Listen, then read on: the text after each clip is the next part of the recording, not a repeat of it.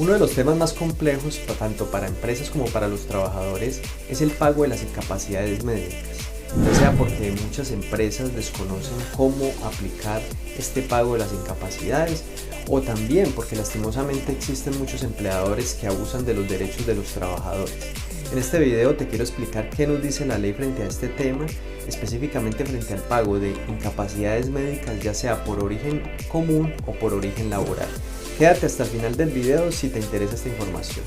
Antes de continuar con este video, quiero recordarte que presto asesorías a nivel nacional a través de llamada o de videoconferencia. Recuerda que tenemos una nueva ley que fue sancionada en este año 2022 que permite realizar las audiencias de forma virtual, y de esta manera puedes contratar un abogado en cualquier parte del país y el proceso lo podrá adelantar sin necesidad de que tengas que reconocer de pronto pago de viáticos, porque las audiencias se van a realizar siempre de manera virtual y eso va a permitir que puedas escoger en cualquier parte del país el abogado que tú quieras contratar. Las incapacidades médicas pueden ser cubiertas ya sea por una enfermedad o un accidente de origen común o por una de origen laboral, pero preliminarmente o previamente existe una obligación para las empresas o los empleadores de afiliar a sus trabajadores al sistema de seguridad social integral, es decir, a salud, pensiones y riesgos laborales, con el fin de que sus trabajadores estén protegidos contra todas las contingencias que se puedan presentar, entre esas una enfermedad o un accidente. En este sentido, si el trabajador presenta una incapacidad médica de origen común, ya sea por una enfermedad o un accidente, es la EPS la que debe cubrir esa contingencia. Pero si por el contrario ocurrió esa incapacidad por un accidente de trabajo o por una enfermedad laboral, la administradora de riesgos laborales es la que debe cubrir totalmente esa contingencia. ¿Qué nos dice la ley entonces frente al pago de las incapacidades médicas por origen común o por accidente común? Aquí estamos hablando de cualquier enfermedad, inclusive de enfermedades degenerativas, enfermedades crónicas o también un accidente común, es decir, que no esté relacionado con el contrato de trabajo. Aquí nos dice la ley que en primera instancia los 2 primeros días deben ser cubiertos por el empleador y a partir del día 3 hasta el día 180 esa incapacidad médica la debe cubrir la EPS. Posteriormente, es decir, a partir del día 181 hasta el día 540 máximo, esa incapacidad médica la debe cubrir el fondo de pensiones. Si el trabajador continúa con incapacidades médicas después de esos 540 días, el pago a partir de ese momento, es decir, a partir del día 541, la debe asumir la EPS. Posteriormente, se debe emitir un dictamen de pérdida de capacidad laboral. Hasta tanto no se emita ese dictamen, la EPS debe continuar con el pago de las incapacidades médicas y hasta tanto no se defina si esa persona tiene o no derecho a la pensión de invalidez. Si esa persona se dictamina que tiene derecho a la pensión de invalidez por una pérdida de capacidad laboral de más del 50%, las incapacidades médicas se deben pagar hasta tanto no se le reconozca esa prestación. Aquí hay otro punto importante que hay que tener en cuenta y es que para que el fondo de pensiones pueda asumir el pago de esas incapacidades médicas, la EPS debe emitir y remitir un concepto de rehabilitación, ya sea un concepto favorable o desfavorable de rehabilitación. Debe emitirlo a los 120 días de incapacidad y a más tardar remitirlo al fondo de pensiones al día 150. Si la EPS no hace esa remisión de ese concepto de rehabilitación, el fondo de pensiones no va a asumir el pago de esas incapacidades y por consecuencia es la EPS la que debe asumir el pago de esas incapacidades hasta el día que remita el concepto de rehabilitación al fondo de pensiones al que esté afiliado el trabajador. Ya en el ámbito laboral, las incapacidades operan de manera diferente y lo primero que hay que tener en cuenta es la afiliación a la administradora de riesgos laborales, porque la cobertura de estas administradoras frente a las contingencias de la enfermedad laboral o por accidente laboral inicia el día siguiente a la afiliación. Por eso es muy importante que el trabajador verifique que el empleador sí haya realizado esa afiliación, porque si la afiliación se hace extemporánea y ocurre un evento antes de esa afiliación, pues el trabajador quedaría totalmente desprotegido.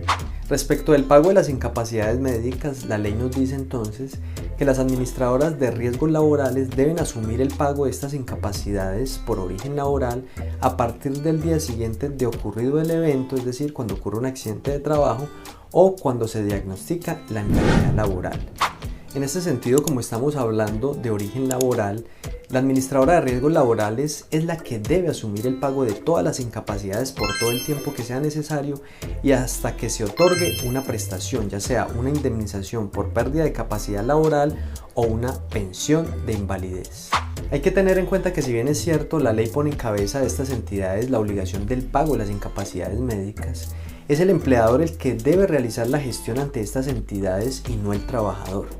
Por obligación, el empleador debe pagarle puntualmente las incapacidades al trabajador y por su parte la empresa gestionar esa retribución de ese dinero ante las entidades correspondientes. ¿Cuál es el monto entonces de la incapacidad que debe pagar la empresa al trabajador? Cuando hablamos de origen laboral, es decir, por enfermedad o accidente de trabajo, la incapacidad se va a pagar al 100%.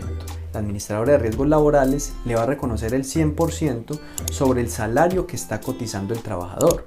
Y ahí es muy interesante que el trabajador esté pendiente de sobre qué valor están realizando esas cotizaciones para que efectivamente cuando se presente una incapacidad laboral, entonces la cobertura esté por el 100% de su salario.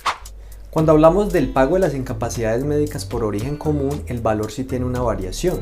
La norma nos dice que por los primeros 90 días esa incapacidad se va a pagar por las 2/3 partes del salario, es decir, sobre el 66,67% de ese ingreso base de cotización. Pero posteriormente, es decir, después de los 90 días, esa incapacidad médica se va a pagar sobre el 50% del salario. Sin embargo, el valor de esa incapacidad nunca puede ser menor a un salario mínimo mensual legal vigente. Quiere decir esto que si el trabajador devenga un salario mínimo, el pago de la incapacidad tiene que ser sobre ese valor, porque de lo contrario se estaría desprotegiendo su mínimo vital, que es un derecho fundamental que se protege constitucionalmente. Pero ¿qué puede hacer entonces un trabajador cuando no le han pagado oportunamente las incapacidades médicas? Son varias vías judiciales o administrativas que podría iniciar el trabajador, y la primera de ellas podría ser la tutela. Pero aquí se deben de dar unas condiciones. Lo primero es que el trabajador esté todavía en incapacidad, es decir, que no esté recibiendo ingresos, que está incapacitado y por ello no puede trabajar. Esa situación daría pie a que se proteja un derecho fundamental que es el mínimo vital. Y de esta manera un juez otorgue ese derecho y le ordene a la empresa que le pague esas incapacidades al trabajador. Pero como decía, es requisito fundamental que el trabajador esté incapacitado, porque de lo contrario no sería viable presentar una tutela.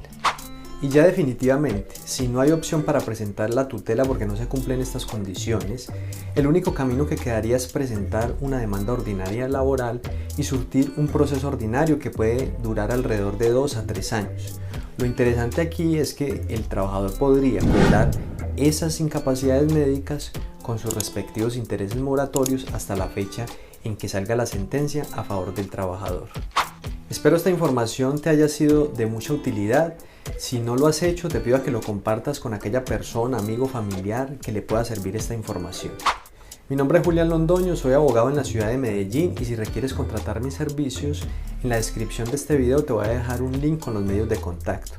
Presto asesorías a nivel nacional a través de llamada o de videollamada o de forma presencial en el área metropolitana del Valle de Aburrá. Si tienes alguna inquietud, no dudes en dejarla en los comentarios y cualquier consulta lo puedes escribir al número de WhatsApp que ha aparecido durante todo el video o en el link donde están los medios de contacto.